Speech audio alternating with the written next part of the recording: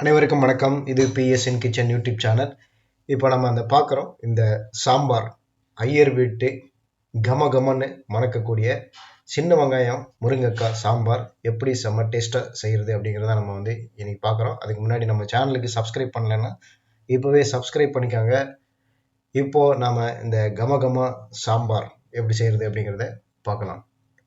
இதுக்கு நான் எடுத்திருக்கக்கூடிய காய்கறி சின்ன வெங்காயம் ஒரு 10 எண்ணம், முருங்கைக்காய், கத்திரிக்காய், தக்காளி, உருளைக்கிழங்கு எடுத்திருக்கேன். துவரம்பருப்பு ஒரு 100 கிராம் அளவுக்கு ஒரு குக்கரில் போட்டு ஒரு 4-5 விசில் விட்டு வேக வச்சு தனியாக ஒரு பாத்திரத்தில் நான் எடுத்து வச்சுக்கிறேன். இப்போது அந்த பாத்திரத்தை அடுப்பில் வச்சுட்டு சமையல் எண்ணெய் ஒரு 4 ஸ்பூன் அளவுக்கு நான் இப்போது சமையல் எண்ணெய் 4 ஸ்பூன் அளவுக்கு நான் ஊற்றிருக்கேன். இந்த எண்ணெய் காஞ்ச பிறகு நாம் அடுத்தது இதில் என்னென்ன போடணும் அப்படிங்கிறத பார்க்கலாம். இப்போ இந்த காய்கறிகள் சின்ன வெங்காயம், கத்திரிக்காய், முருங்கைக்காய் 1, தக்காளி 1, உருளைக்கிழங்கு 1 சின்ன சின்னதாக எல்லாம் கட் பண்ணி ரெடியாக வச்சுக்காங்க. இப்போது எண்ணெய் காஞ்ச உடனே நான் ஒரு 1/2 ஸ்பூன் கடுகு, வெந்தயம் நல்லா வெடித்த பிறகு கருவேப்பிலையும் அதில் போட்டுறேன். இப்போது நறுக்கி வச்சுருக்கிற காய்கறியில் வெங்காயம், கத்திரிக்காய், தக்காளி போட்டு ஒரு 3 மினிட்ஸ் நல்லா வதக்கிக்கிறேன். அடுத்ததாக உருளைக்கிழங்கையும் முருங்கைக்காயும் போட்டு அது ஒரு 3 மினிட்ஸ் நல்லா வதக்கிக்கணும். அடுப்பை கொஞ்சம் பெருசாக வச்சுட்டு நல்லா ஃப்ரை பண்ணிக்கணும். இது எதுக்கு வதக்குறோன்னா கொஞ்சம் நல்ல வாசனையாகவும் இருக்கும் சாம்பார், அதே சமயத்தில் சீக்கிரமாக வெந்துடும். ரொம்ப கொதிக்க விட வேண்டாம்.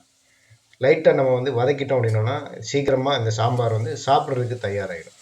ஒரு 3 மினிட்ஸ் இப்போ முருங்கைக்காயும் உருளைக்கிழங்கு போட்டு நல்ல இந்த பாத்திரத்தில் நான் வதக்கிக்கிறேன்.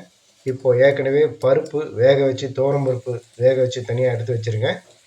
அதே மாதிரி புளியும் கரைச்சி வச்சுருக்கேன். நீங்களும் அதே மாதிரி பண்ணிக்கோங்க. ஒரு 1/2 ஸ்பூன் அளவுக்கு மஞ்சள் தூள் ஆட் பண்ணிக்கிறேன். சாம்பார் பவுடர் ஒரு 1.5 ஸ்பூன் அளவுக்கு இதில் ஆட் பண்ணிக்கிறேன். இந்த சாம்பார் ஒரு 5-6 பேர் தாராளமாக சாப்பிட்லாம்.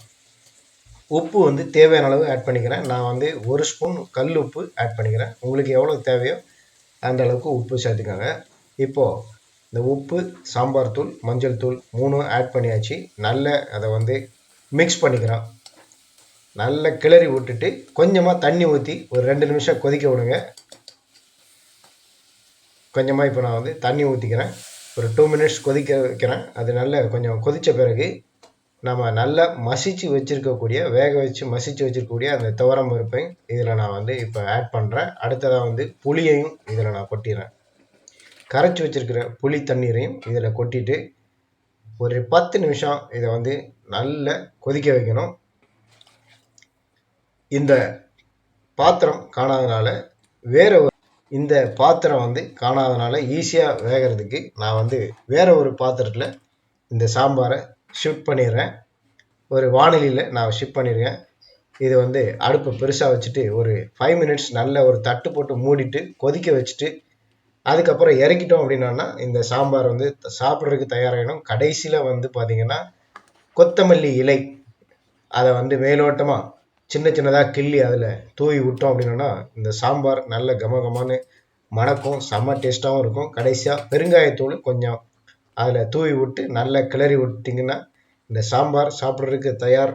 ஐயர் வீட்டு கமகமாக சின்ன வெங்காயம் முருங்கைக்காய் போட்ட சாம்பார் சாப்பிட்றதுக்கு தயாராகிடும்.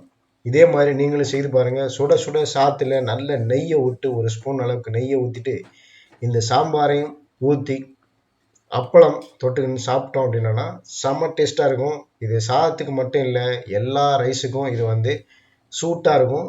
அதே சமயத்தில் இட்லி தோசைக்கு கூட சூப்பர் டேஸ்ட்டாக இருக்கும். இதே மாதிரி நீங்களும் செய்து பார்த்து நம்ம வீடியோ பதிவுக்குள்ள உங்களுடைய கருத்துக்களை பதிவு பண்ணுங்கள். வீடியோ பிடிச்சிருந்துன்னா லைக் பண்ணுங்கள், எல்லாருக்கும் ஷேர் பண்ணுங்கள்.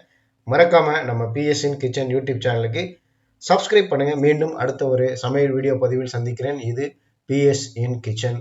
நன்றி.